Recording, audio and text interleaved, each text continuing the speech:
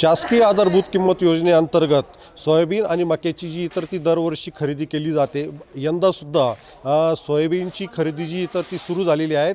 6 November रोजी ज्या शेतकऱ्यांनी नोंदणी केलेली आहेत तर त्या शेतकऱ्यांचा सोयाबीन जो आहे तर तो बारदानाअभावी खरेदी करण्यात आलेला नव्हता. मात्र आता कुठंतरी बारदान उपलब्ध झाल्याने गेल्या 2 दिवसांपासून या ठिकाणी सोयाबीनची जी इतर ती खरेदी 5,328 रुपये इतक्या हमी भावाने या ठिकाणी करण्यात येत आहेत.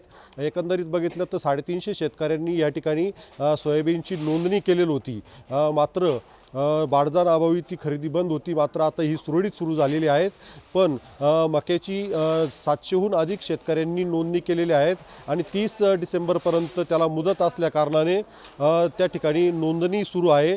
मात्र आता मक्याची जी तर ती खरेदी करावी, कारण की बाजार समित्यांमध्ये मक्याला 1700 ते 1800 रुपये इतका हमी भाव मिळतो, सरासरी बाजार भाव मिळतो आहे. आणि शासनाचा जो हमी भाव आहे तर हा 2400 रुपये असल्या कारणाने शेतकऱ्यांना बाजार समित्यांमध्ये 500 ते 600 रुपये कमी दराने जे तर ती मक्याची विक्री करावी लागत आहेत. त्याच्यामुळे तत्काळ ही मक्याची खरेदी सुरू करण्याची मागणी आता मका उत्पादक शेतकऱ्यांकडून जोर धरू लागलेली आहेत.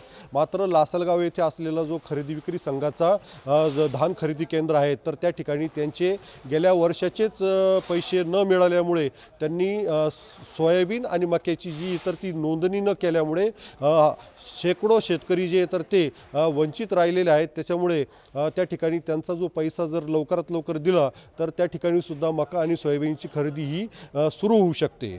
उमेश पारिक, TV9 मराठी, लासलगाव, नाशिक.